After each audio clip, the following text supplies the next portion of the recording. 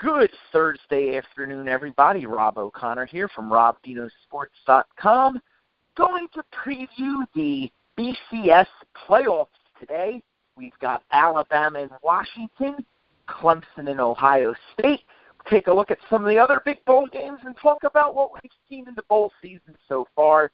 To do all of that, we need to bring in the founder of RobVenoSports.com, none other than Rob Veno himself. Rob, happy holidays. How are you?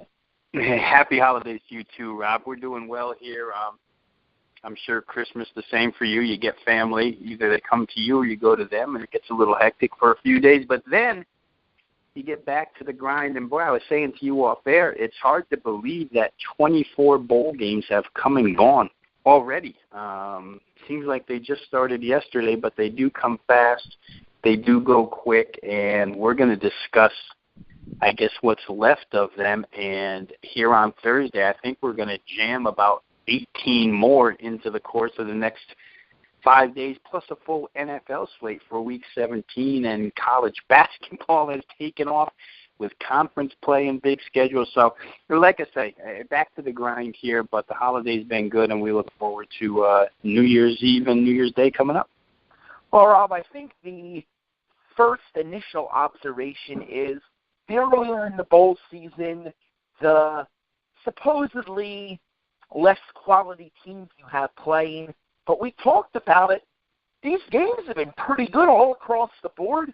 We've had an unusually large amount of underdogs not only cover, but winning outright. What are your thoughts on just the matchups that we've seen in this strong run by the underdogs in the first half of bowl season? Yeah, it's crazy, right? I mean, the last 18 bowl games that we've seen, 16 underdogs have covered. Absolutely insane, whether it be of the outright variety or whether it be sneaking in under the number. There are a couple of instances like that of Ohio University where they snuck in as +6 and only lost by 5. But, boy, we've seen some outright surprises. And the heavier the number, the worse the results been, really. I mean, Colorado State was 15.5, lose straight up. Mississippi State was 14.5, hung on for dear life. Middle Tennessee got Brent Stockstill back. They were 7.5, lost the game by 17 to Hawaii. Temple losing as a double-digit favorite. And how about, I know Army forced to overtime at 10.5. So, like I say, that's usually a real good rule to follow, Rob. I know it's somewhat worn over the years, but used to almost be automatic, and I still think it's something you should always start your minor bowl season handicap with. If you see a double-digit favorite in a minor bowl game, underdog automatically should be the play. It used to be very mechanical. You didn't even examine the game. You just went ahead and played the dog because, simply put, it means that the favorite in that contest underachieved and probably is disinterested in coming to that game. It's really panned out here early. Like I say, 16-2 over the last 18 games we've watched toward the underdog. We'll see if that continues as we move on. These numbers always have a way of correcting themselves, and we've seen that a little bit with totals here. Remember, the first 6 bowl games all went under. Then 7 of the next 10 went over. Now we're back on a little under trend here. I think we're 5-1 to the under the last 6 that we've watched. So, like I say, corrections take place, and maybe some favorites in the upcoming days will get the money and cash some tickets. Well, I guess we'll just do one other quick comment. I want to get your take on it before we get into some of the games that are going to be happening today, tomorrow, and Saturday, Monday. We got quite a few games left, like you said, in the next 4 or 5 days or so. But interesting coaching change in UConn. No surprise that they fired their coach after a couple of very lackluster seasons. The offense doing absolutely nothing up at UConn. More surprising is the man they bring back, Randy Edsall. What are your thoughts on him returning? I know there was a little bit of bad blood the way he kind of left UConn the first time when he went to Maryland. Now he's coming back. what are your thoughts on that? A, good fit for UConn? Was it a good hire for them to bring him back? And then B, how is that going to work with him mending some fences with some of the boosters and administration up there? Yeah, it's the whole thing all the way around, Rob, is kind of crazy. You look at the University of Connecticut, and, you know, their season has been done for quite some time now. We've seen a boatload of coaching changes between the end of the regular season and now. UConn, their very last game was on November 26th. They wait a full month or better than a month before they finally figure out that, maybe we'll fire Bob Diaco. In that month, recruiting's taking place. Next year's blueprint is taking place. And they just basically wasted a month, in my opinion, by waiting so long to fire him. Now, we don't know. Obviously, UConn's not a team that goes out and gets five-star recruits. But kids who committed to come play for Diaco may turn around and decommit at this point in time. So we'll see how recruiting goes. That first week of February, it'll be important for UConn to see if they can hang on to some of the people that they already had, or if they are going to, like I say, decommit and go elsewhere, especially if they go elsewhere in the conference. It really hurts. With Diaco goes a defensive mentality, so you probably see defensive players, especially that wanted to come to UConn to play for him, maybe turn and leave. The Edsall thing, like you said, I don't know what more I can add to what you already said. It's very true. He left in maybe the worst way possible. Remember, they had just gone to the Fiesta Bowl that year, and team rides home, and they don't even know what's going on the flight home. Randy Edsall's already gone and contracted to Maryland for the most part. Handshake, the ink wasn't dry yet, but that's where he was going. Didn't tell his team the correct way, didn't really tell the university the correct way, and everybody, I mean, to this day, like you mentioned, there's bad blood and a lot of friction between UConn, the alum, the media, the university itself, and Randy Edsall. So for him to come back, some fences must have already been mended. Otherwise, I can't understand why they did it. So certainly there's been a lot of I'm sorry's taking place, a lot of new handshakes taking place. And we'll see. He was great for that school when he was there. They never performed better on the football field than when he was there. And he was there for quite some time, I think 99 to 2010, 11 years worth. So he should probably, if bygones can be forgiven, I think it's a good thing. But I do worry about their recruiting stature right now, and I just wonder why they didn't do this 30 days ago. Well, I guess it was an interesting timing, to say the least. Like you said, their season's been done for a month. In reality, their season's been done for about 3 months. They could have been thinking about this starting in mid-October or so, and they really waited quite a long time to pull the trigger. We'll see if it has any ramifications down the road. But we got a lot of games to talk about, so let's jump right into it. We'll start with the best game on the slate today, at least in my opinion. We've got a matchup between Colorado, runner-up in the Pac-12. They lost the Pac-12 championship game to Washington, who's now going to play in the playoffs. And Oklahoma State finished 9-3 on the season. Had a chance to win the Big 12 if they could have pulled it out in Bedlam, but they lost to Oklahoma, finished the season 9-3, one of those being a controversial loss to Central Michigan. What do you see in this game, Rob? It should be a good one tonight. Yeah, there's no doubt about it that this will be, or at least on paper, it looks to be a real good game. Between two teams that are fairly evenly matched. I do think there's some differences.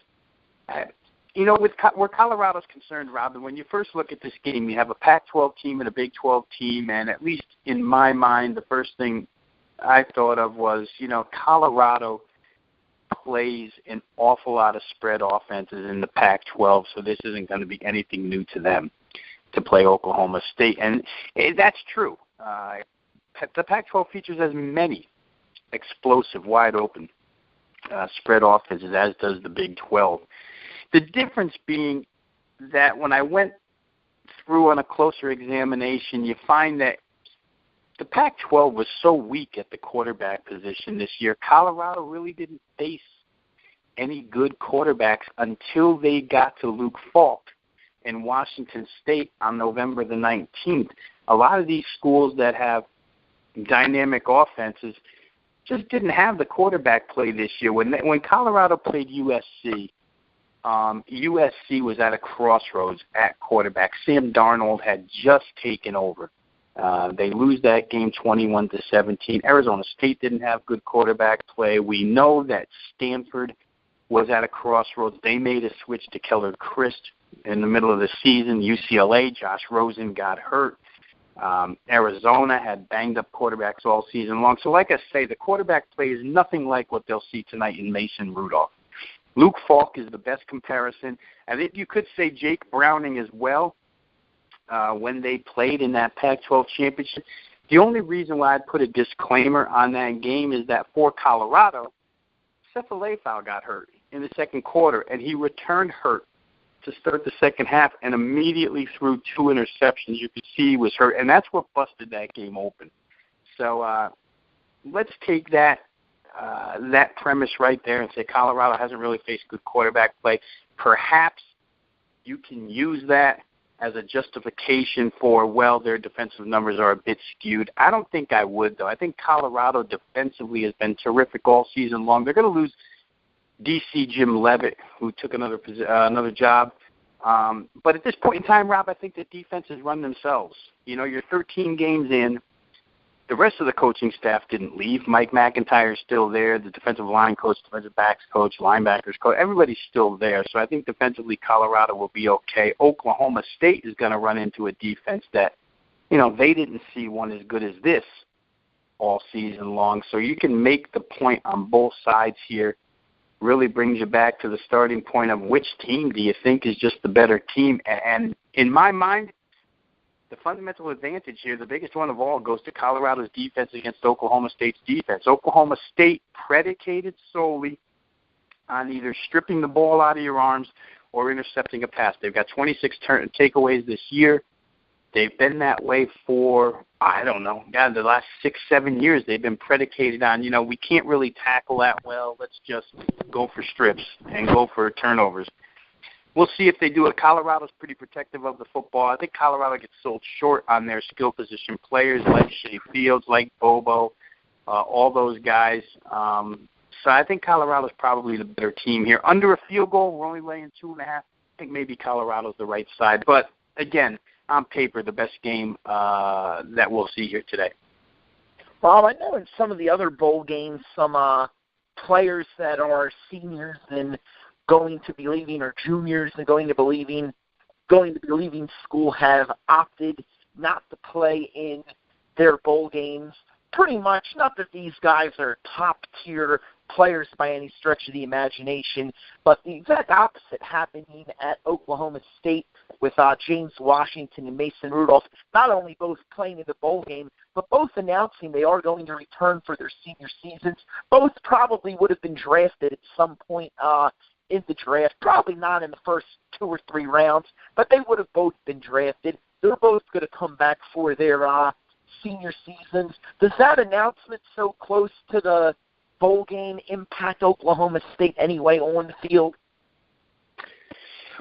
Well, I think certainly motivation-wise it should, impact the rest of the roster, knowing that the 15 practices that they just went through and heading into next spring with Rudolph and Washington back, they're a legitimate – I forget where they finished this year. I know you and I were discussing the BCS rankings for the last 6 weeks down the stretch from the time they came out to the time they were completed.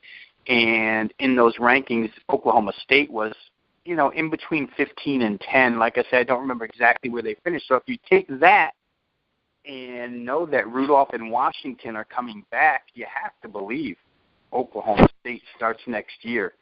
right in that range. They could possibly be a preseason top 10 type team. So I think motivationally, sure, it helps the team, may help them in the game here. I don't think they need that for motivation in this game. However, remember, this is, these kids didn't go through it, but it is an old Big 8 rivalry-style game, so I think some of that will be fed to both of these teams in their locker rooms if it hasn't been fed to them already through media or through their coaching staffs.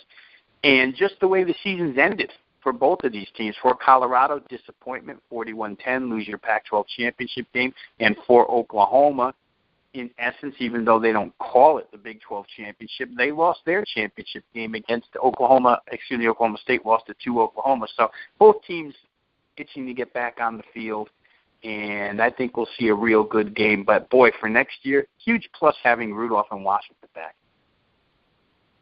Rob, let's move on to tomorrow. Not the best matchup in terms of on-the-field product in the Music City Bowl. You got Nebraska.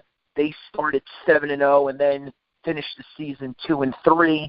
And on the other side, you got Tennessee. They started the season 5-0. They finished 3-4 down the stretch. So these teams not playing their best football in the second half of the year. But it's interesting to me in that I think this is really going to make or break Butch Jones. I think you and I have had this conversation a couple times where if Tennessee were to come out and get embarrassed tomorrow, they've been through a lot of turmoil and players leaving the program, there's a chance that Butch Jones might not survive an embarrassing loss tomorrow, and then that could be the spot that opens up for Les Miles. Any thoughts on all of that, and if Tennessee's going to show up to play tomorrow or if they quit on Butch Jones? Yeah, no, it's probably a team that needs a victory as bad as any in the bowl season because of the underachievement this year. The fact that they didn't win the SEC East is, I know to the fan base and to their media, it's unacceptable just because of the way the SEC East turned out this year, Rob. I mean, Florida wins it, but they were certainly beatable at every step. Georgia was not Georgia. When you have Kentucky 2 weeks from the end of the regular season still in contention for winning the title, that's the year you have to win it if you're Tennessee, especially with the expectations that they came in with. So, that being said, the stuff that you talked about, the player kind of revolt against Butch Jones in some cases in the middle of the season, the injuries that they suffered this year, the whole shooting match was bad for Tennessee. And here's a chance to wipe your slate clean, come out. This game's in Nashville, about a 2-hour ride from Knoxville, so they're going to travel well. Now, if it wasn't Nebraska, you might see this stadium full of orange, but we know Nebraska travels real well also, so I don't think it'll be a complete takeover of the stadium by Tennessee, but certainly they're going to have the majority of the fans there. And we'll see what they do. This line is funny to me. This line opened as Tennessee a 3.5-point favorite with a total of 61. Upon the announcement of Tommy Armstrong, quarterback of Nebraska, being out of this game moves to what we see now, 6.5. It's held pretty steady for the most part at 6.5, and the total goes straight down to 58. So you're talking about 3 points in the line, 3 points downward in the total because of the absence of Tommy Armstrong and the insertion of Riker Fife, a senior quarterback for Nebraska, who's played a few games in his career in place of Tommy Armstrong. He was hurt last year for a couple of games. Fife stepped in. This year, Fife has been involved in 7 games, thrown 63 passes. So not a guy who is new to the situation. The difference between the two is Armstrong is a dual-threat quarterback, and Fife is mainly a thrower and not the runner that Tommy Armstrong is. But I have a hard time seeing why Tommy Armstrong is worth 3 points in the spread. I really do. For the most part, and I know Nebraska plays better with him on the field, but he's a guy who's completed 51 barely over 51% of his passes this season, and he's the kind of guy who, when you watch him, he misses a lot of plays. I like his determination. I like his leadership, but I just don't know that this quarterback is worth 3 points. The remainder of the Nebraska team, without him, is a pretty good football team. They don't run it as well as they have in years past, but with Jordan Westerkamp back at wide receiver, they've got enough guys on the flanks where, Riker Fife, who wasn't accurate himself, don't get me wrong, this is not a 70% completion percentage passer. This is a guy who completed 49% of his throws this year. But I just don't know that there's that big of a difference between him and Armstrong in this case, because Tennessee is a team that throughout this season, the 12-game season, it's really a remarkable number, they started 9 different combinations in their defensive backfield. Lots of injuries to Tennessee this year, lots of confusion in that secondary this year, and Nebraska's got receivers that can get open in that confusion. So if they can pass protect, there's some plays to be had there. The rest of the team, you look at Tennessee and you realize that they give up 234 yards a game on the ground. That's tough to get over.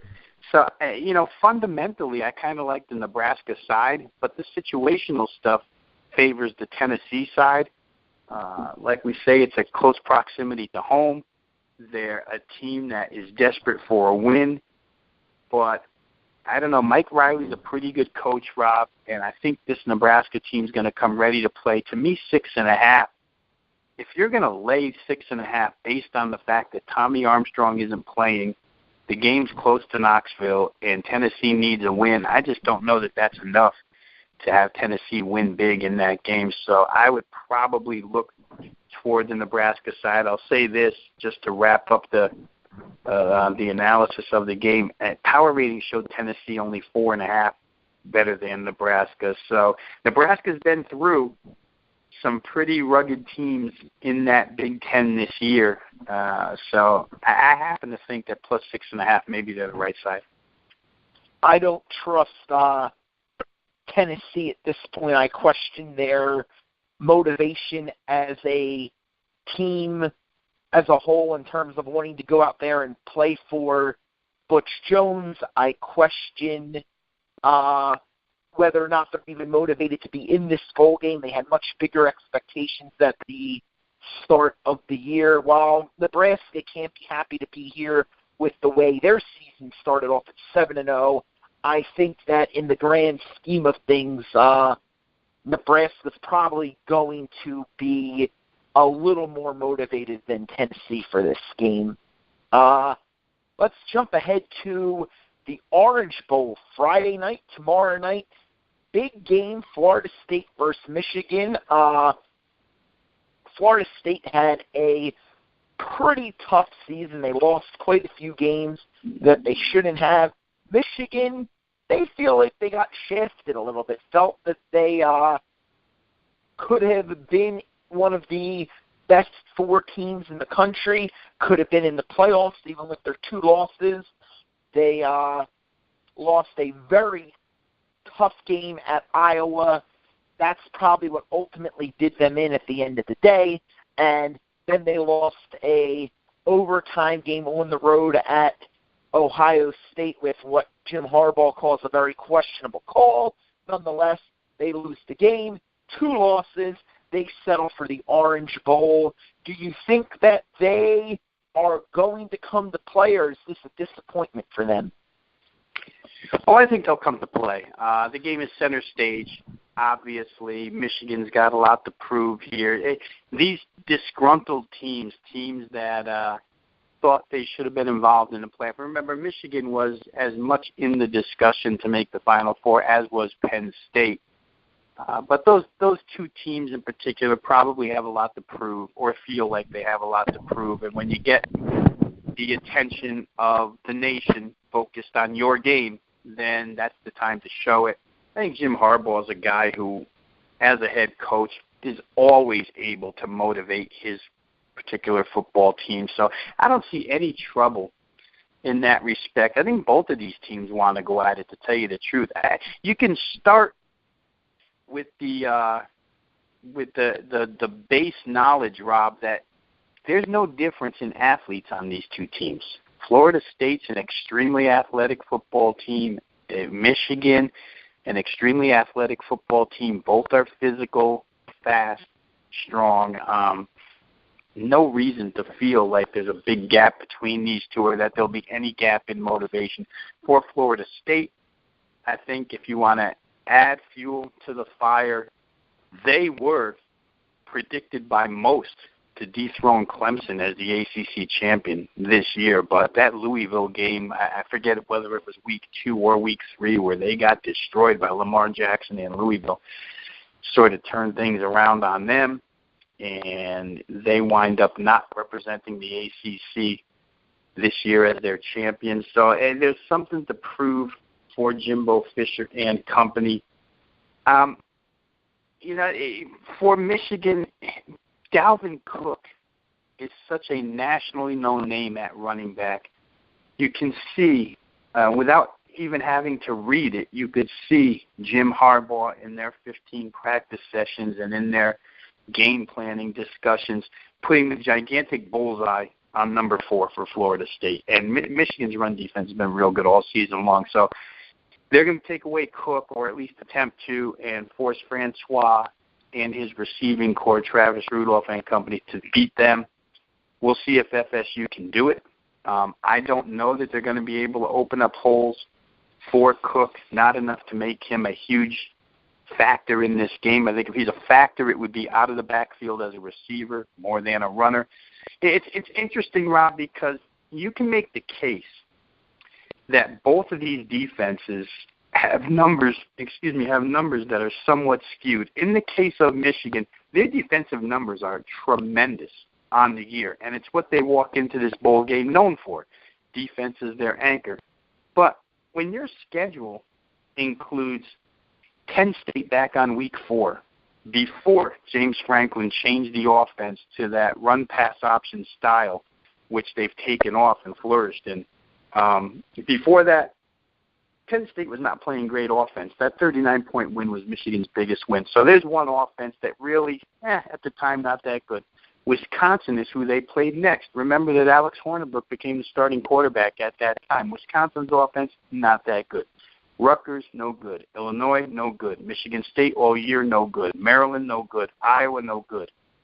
Right on down the line, they played lousy offenses all season long. Do you take that knowledge and say, hey, listen, against an explosive team like Florida State, maybe they haven't seen this and maybe they can't handle this? It's possible. Very, very possible. I think Michigan's good, but I think they're going to be tested. I can make that same case against Florida State because at the end of the year, Florida State came on defensively. If you just go back to the Miami game where they only allowed 19 points over the course of their last 7 games, only one team broke 20 against them, and that team was Clemson. They got to 37. But otherwise, Florida State shut everybody down. Again, included in that bunch, Wake Forest, no good. Boston College, no good. Florida Gators, no good. But they saw some teams that were capable. Remember Syracuse, very dynamic offense under Dino Babers. Clemson, like I say, scored 37, and NC State does have some offensive capability. Maybe that defensive advantage for Michigan not as big in this game. I think Florida State's fully motivated. They had a huge injury at the beginning of the season in their defensive backfield, which set them back quite a bit. But now it's a pretty healthy ball club. I kind of think Florida State plus the points here might be the right way to go.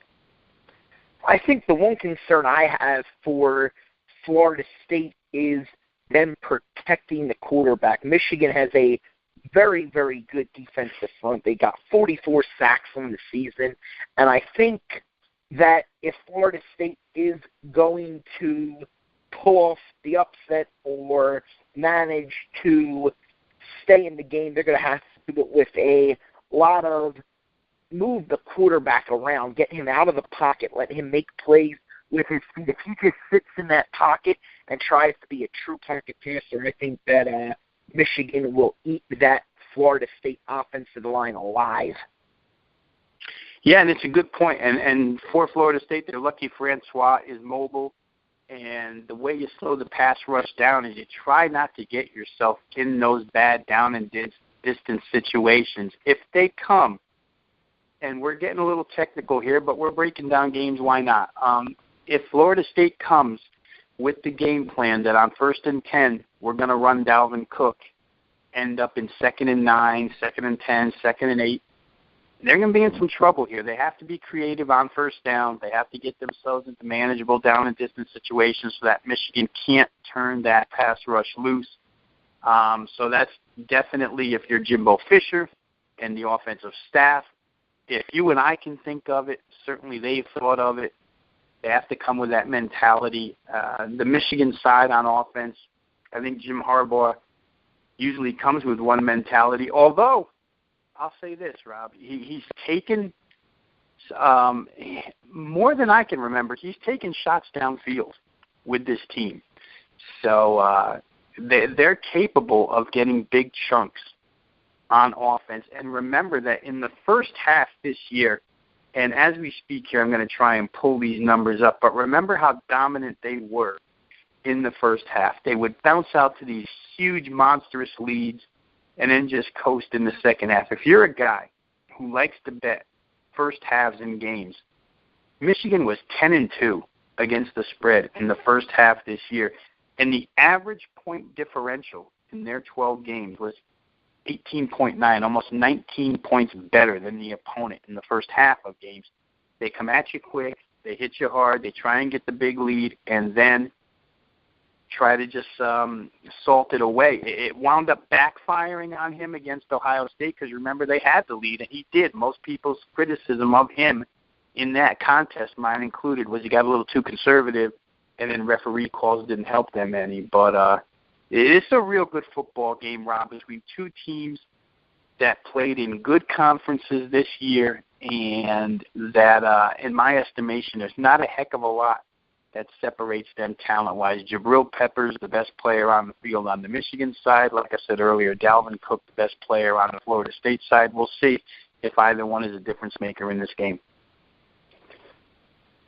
Rob, I think that when we jump ahead to Saturday, we clearly have the two playoff games, but we'll save those as our last two games to talk about. But I have to tell you, I'm looking more forward to the Citrus Bowl on Saturday morning between Louisville and LSU than I am looking forward to the Washington-Alabama game. I think it's going to be a great game. You've got a Heisman Trophy winning quarterback, threw for over 3,300 yards, rushed for over 1,500 yards, going against one of the SEC's best defenses, LSU. They got Ed Orgeron in there, permanent head coach, a lot of stability. Leonard Fournette won't play in the game.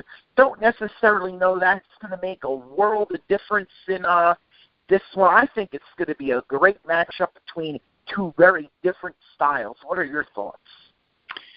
Yeah, obviously the fact that LSU named Ed Orgeron the permanent head coach is a big deal for LSU. They didn't go through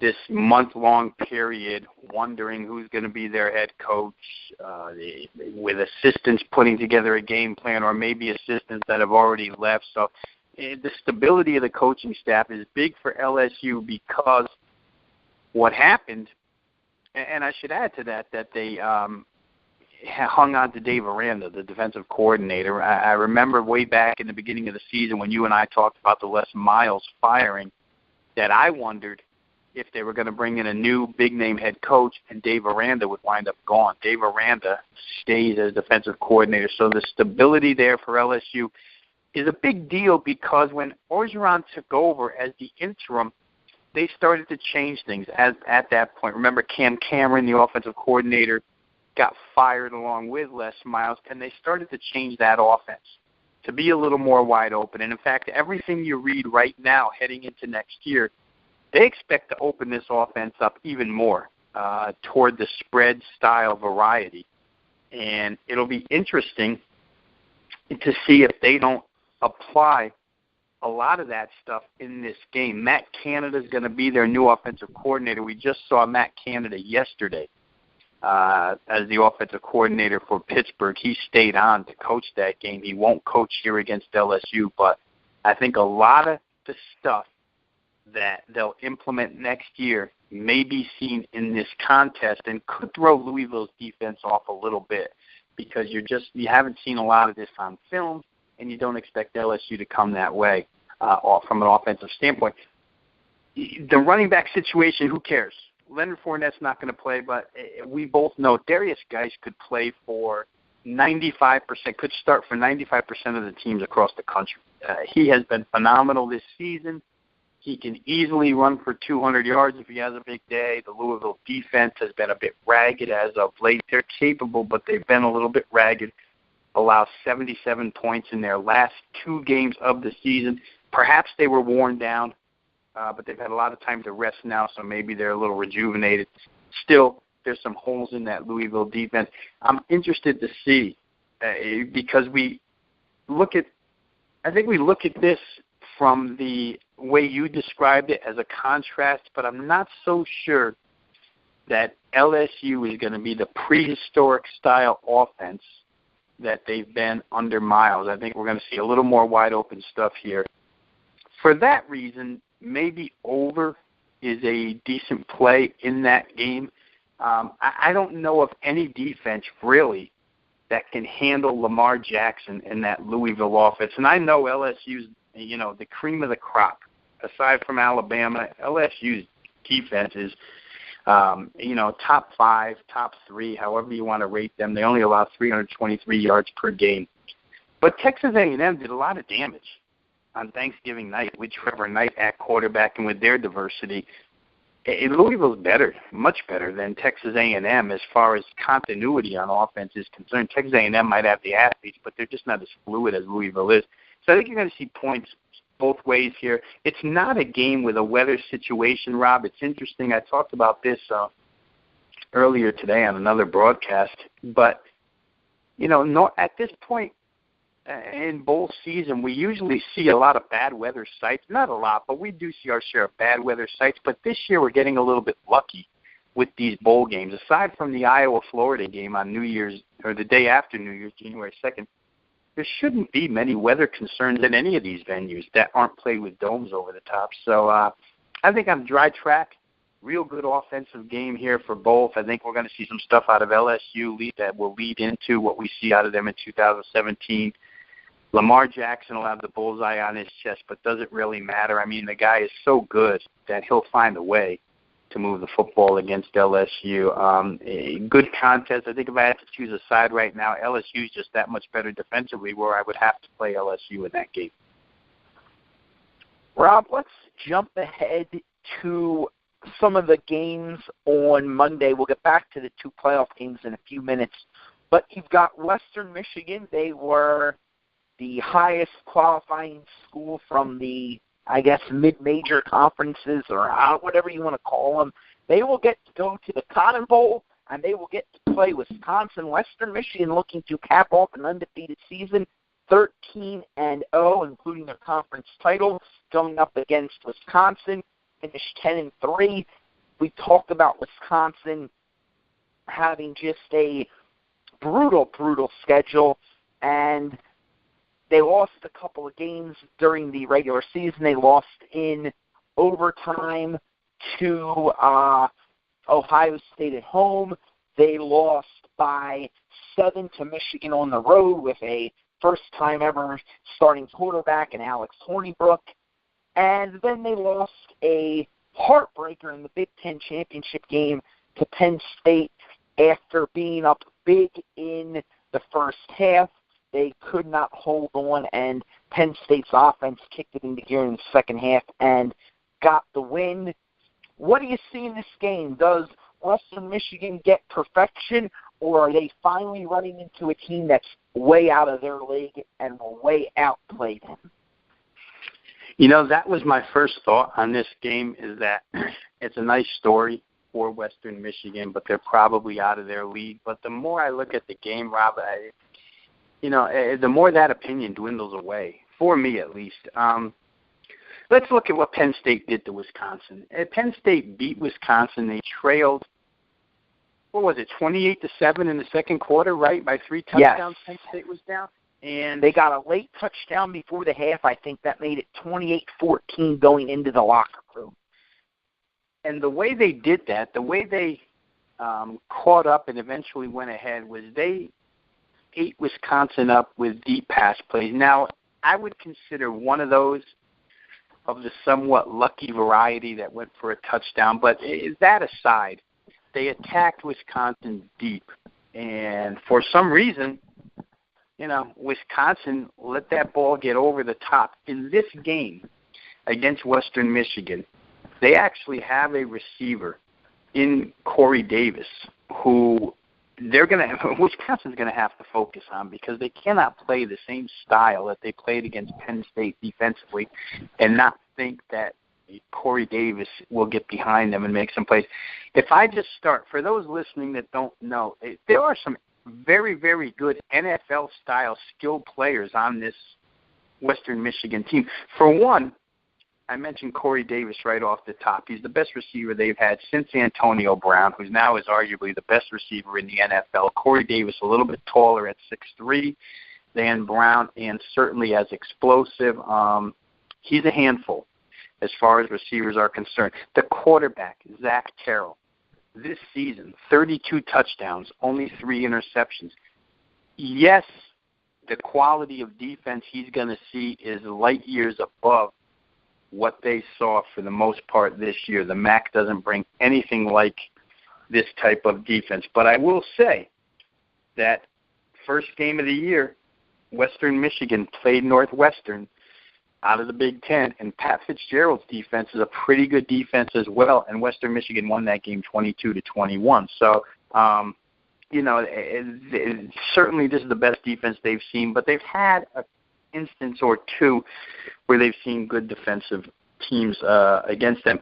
The rushing game is a two-headed monster, right? Because when Bogan was hurt, Franklin stepped in and ran like crazy. Franklin winds up the leading rusher on the year, but he and Bogan combined ran for 2,165 yards. So to sum it all up, it's a balanced offense without a lot of weaknesses. The offensive line is very good as well. Wisconsin needs to come to play. You and I talked earlier about the Tennessee-Nebraska game, and your concern on Tennessee was whether or not they show up to play in that game. I don't wonder about Wisconsin from the stance of their head coach, because they'll come to play for Paul Chryst. This is not a Butch Jones situation, but I just wonder if the disappointment off of that loss to Penn State and having a 21-point lead with their defense doesn't linger over to this game. I know one thing, P.J. Fleck is not going to have his team any less than 100% focused and 100% ready for this contest. We know we're going to get the effort out of Western Michigan.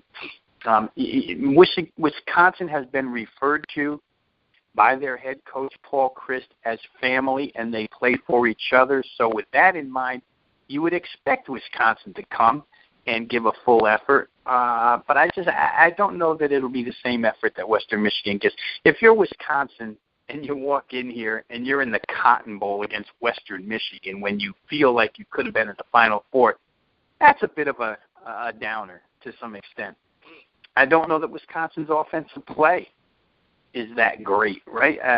They'll run the football, certainly at Western Michigan, but I think Western Michigan will stack the box, and then we'll see if Hornibrook can win a game, especially by margin, Rob, by 8 points, throwing the football against this team. So there's a lot here that when I started to think about this game, the more I kind of like the underdog side with Western Michigan. It's a veteran unit. Unlike the Power 5 schools, we know that these mid-majors or these non-Power 5 conferences generally don't have people bailing out after their junior year to go pro. You've got a group that's been together for quite a while. You've got a head coach that had coaching openings all over the place, accepted none, and is working on a new contract with that team, so there's stability there. I think, maybe we don't get the outright upset, but I think Western Michigan is going to surprise some people, and I still might get to the point where I pull the trigger with Western Michigan +8. Rob, let's jump ahead to the granddaddy of them all, as they call it. We got the Rose Bowl on Monday, late afternoon in the East, mid-afternoon in the West. You've got USC and Penn State. I know I've been saying it all along, and I guess I've been wrong a little bit in saying that I don't understand how Penn State is rated so high. I don't have them this high in my ranking. I just don't see it. Yet they keep finding ways to win football games. They pulled out a huge win in the Big Ten championship game against Wisconsin. They kind of got shut out of the playoffs. I mean, we've spent a ton of time. We could argue that one either way. They end up in the Rose Bowl, which I think is a better spot for them than playing Alabama and getting smoked by 35. They're going to play a USC team. They're still a touchdown-plus underdog, but it's a game that they go into knowing they have a chance to win if they play, well, USC closing the season red hot down the stretch. Unfortunately, they started off slow and couldn't get the help they needed to leapfrog Colorado and get into the Pac-12 championship game. What do you see in this game? I mean, it's a Penn State team that's playing really well down the stretch against a USC team that's playing really well down the stretch. Probably no two teams, save Alabama, play this well down the stretch as these two. Yeah, that's absolutely the case of USC. Their season changed when Sam Darnold took over at quarterback. I can remember back to week 4, maybe even week 5, where we thought that Clay Helton was pretty much toast as head coach of USC, but boy, that has changed. The USC people are now fully behind Clay Helton. He's done a remarkable job in coaching this team down the stretch to where they are, to where they have actually lived up to their preseason projections. There was a practice there, Rob, back around week 4, week 5, where players were walking off the practice field, and this team was in complete and total disarray. It's been straightened out. It's a team that's fully focused at this point in time. They've got the ability on both sides of the football to, be a top 5 style team, and it's the one team that most say, if entered into the college football Final Four, the playoff, that nobody would really want to see because of their abilities on both sides of the football. So this is a good football team. Penn State has got their hands full, and with the suspensions yesterday of Blacknall at wide receiver, which to me is huge. Sade Blacknall is probably their top deep threat in my mind, and then you lose Manny Bowen at linebacker. We know that Penn State has had linebacker issues all season long, mostly due to injury. Now you get one due to suspension. That's not a good thing for them against this USC offense. We got the balance here, USC run pass, and a running quarterback to boot. Penn State really didn't have to face that against Wisconsin, a stationary quarterback and really a running game and nothing else, and that gave them difficulty for quite a while until they straightened things out in the second half. I happen to think that Penn State is a nice story, but probably in a bit over their heads with USC here. James Franklin is a great motivator, so you can't sell the Penn State team short, and what they've accomplished in the last 8 weeks of the season has them at a confidence level where the players believe they're going to go out on that field and they're going to beat USC. So you can't just dismiss Penn State at this point in time, but I don't know if Trace McSorley and company will have enough offense to combat USC here. I think USC's offense will have an easier time with the Penn State defense. I still think Penn State's, and I don't know your opinion on this, Rob, but I still think their offensive line is an issue.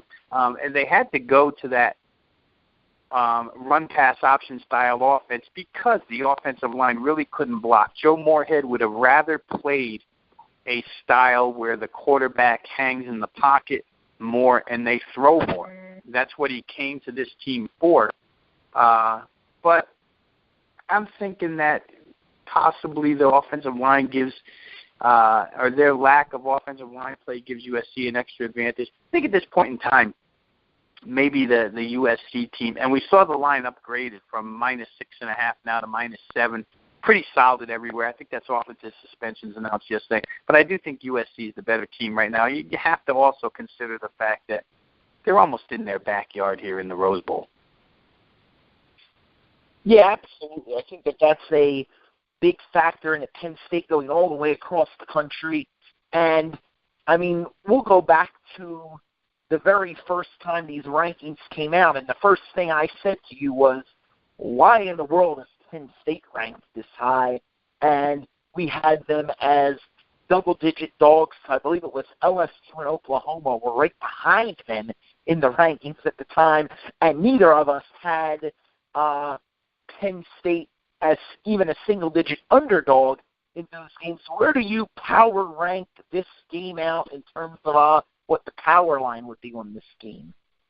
Yeah, the projected point spread from the power rating came out exactly where it opened, Rob. USC -6.5. Obviously, Penn State was upgraded heavily over the course of the last 3 weeks of the season. They probably jumped in, if I'm trying to remember off the top of my head, but they probably jumped a good 4.5 points over the course of the last 3 weeks of the season to where they sit right now as a 6.5 point dog. Like I say, it wound up opening 6.5. Bettors have carried it to 7, mostly on the strength of the information that we got last night with the suspensions to Penn State. I think they're harmful suspensions to that team. So we'll see. They've surprised you and I both all season long, and you and I are both in the area, right? I mean, we're close to the Penn State situation, you probably more than myself. I do know a few Penn Staters that have somewhat of a good feel on the team, but I think, they have surprised you and I both all season long. I just feel like the story comes to an end here. I think USC is that much better. I tend to agree. I've been thinking Penn State's been overrated all year. I'll continue to think that, and they can continue to prove me wrong if they want, but I think that they will finally stop proving me wrong come Monday afternoon, and I will be taking USC minus the points unless something changes dramatically between now and Monday afternoon. Let's jump to the final bowl game we need to talk about before we get into the playoff games for all of our listeners. We're going to take a quick break. We're going to record the playoff games separately, so if that's all you care about, you can get to it real easily and quickly on robvenosports.com. But before we do that, what do you think of the Sugar Bowl? Oklahoma, Auburn, Baker Mayfield looking to lead Oklahoma to a big bowl victory off the Big 12 championship. Auburn coming in off of a pretty ugly loss to Alabama, but you can say that about almost anybody that's played Alabama this year except LSU. It's been an ugly loss. What do you think here? Does Auburn have something in them that would let them win this game? Or I personally think that the Oklahoma side is just a much better football team all around than Auburn is. Well, I think what Auburn has, let's start with this. Sean White, the quarterback for Auburn, and believe me, Auburn doesn't have an above-average quarterback this season. They've run 3 guys out there, and in the long run, the only guy who's been of average capability and the guy who's been able to quarterback their biggest offensive outburst this year has been Sean White. Sean White didn't play in the Alabama game. They get beat 30-12 by Alabama. But what Auburn has that Oklahoma hasn't seen since Ohio State, and maybe not even the same as Ohio State, is a front seven that I would argue with anybody that Auburn's front seven is as good as any in the country. It's certainly top 5 capability. all I have to do when I look at Oklahoma, you try and figure out, did Auburn play anybody whatsoever that resembles Oklahoma? And the answer would be yes. They played Clemson, first game of the year. Clemson was a huge favorite in that game, 9.5-point favorite. Wasn't a heck of a lot of money bet on Auburn in that game. I think as we headed in on September 3rd into that game, most of us thought this would be pretty easy. Auburn's rebuilding, quarterback play, blah, blah, blah. Auburn almost wins that game. It goes 19-13. Clemson had more trouble with this defensive front seven than they had all season long. They wind up in that game running 78 plays for 399 yards. They get 5.1 per play. Turned it over a couple times. They won the turnover battle 3-2. Clemson did, and still barely won the game. Didn't cover. From that point on, the remainder of the season, the most points Auburn gave up in a game wound up being the 30 that they gave up to Alabama. That's kind of unheard of in modern-day college football, where 30 is your high for points allowed. They wound up giving up 29 to Ole Miss. Once again, comparable to the offense of Oklahoma. They win that game 40-29. They give up 29 to A&M back in week 3 of the college football season when A&M was off to a flying start. Again, an offense comparable to Oklahoma. Auburn's seen it more than once. Auburn's been good against it more than once. I think that, the Oklahoma offense is going to have their hands full with this Auburn defensive front. It's a long time between games when your offense is predicated on precision like Oklahoma's is, but I will say this. As we came down the stretch this year, you saw more and more Bob Stoops turn to Samaje Perine and Joe Mixon in that Oklahoma running game, which is very powerful. They have to be able, Rob, in this game to be difference makers in order to make passing easier for Baker Mayfield. Otherwise, Auburn's going to give them trouble. The other side of the coin, can Auburn move the football on Oklahoma? It's questionable, but I don't like the Oklahoma defense. They've been sliced and diced by almost everybody this year. They've had extreme trouble in the secondary. Gus Malzahn, we know, runs that deception-type offense, and when you give him this long to put together a game plan, it's almost like what we used to see out of Boise State when they came the one or two times that they came to a big bowl game, and they can run some deception plays. I think it could be somewhat troublesome for Oklahoma. This game was bet immediately, and it was bet hard immediately toward the Auburn side from 6 all the way down to 3. I agree with it. You'd be better off if you got the opening number, 6. You'd be better off if you got the 5, the 4, the 4.5, but 3 makes it a difficult play. You have to almost think Auburn can win outright. But I do think the early money was right here. I probably would have sided with Auburn at that time. Still might, because I think they can cause some trouble here. This stuff off field that's occurred with Joe Mixon doesn't really help either in this game. But I do think Auburn poses some stuff that Oklahoma will have difficulties with. Here's one point. Then I got to tell you, at 6, I probably was more likely to pass on the game because 6 is a key number, 4 is a key number. Getting down to 3, I'm more on the Oklahoma side of things, and here's the argument I'm going to make. Other than Alabama, the SEC was not a good conference this year. If you look at the SEC, other than Alabama at 13-0, they only had 3 8-win teams this year, Tennessee and Florida and Auburn, and then you go to the Big 12, they had 4 teams with 9 or 10 wins, one of them being Oklahoma, and Oklahoma beat those 3 other teams right below them in the conference. I think that the SEC might have been overrated this year, and people don't really realize that simply because Alabama was so good, and all everybody kept hearing about was Alabama, Alabama, Alabama. The teams that Auburn beat this year were good, but not great.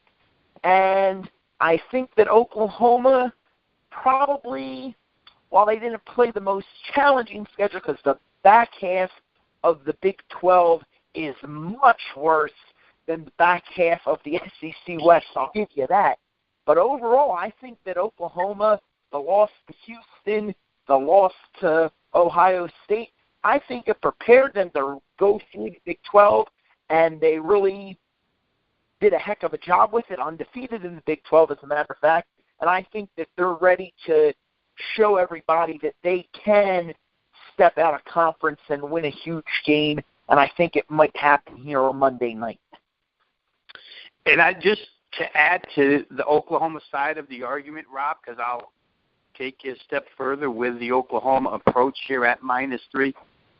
I talked about trying to find the common denominators, the offenses that look like Oklahoma's that Auburn has played this year, and they held Clemson to 19 points, and they held these teams to 29 points, being A&M and Mississippi, and they held Alabama to 30 points, all below season average, and certainly below the season average of Oklahoma. However, if you want to take total yardage into consideration in those games, A&M went for 478 total yards. Now, generally speaking, and there's a formula to do this, 478 yards worth of offense on 6.2 per play does not correlate to 29 points in most instances. It correlates to more. Move down to Ole Miss, where we know Chad Kelly and company had a very explosive offense.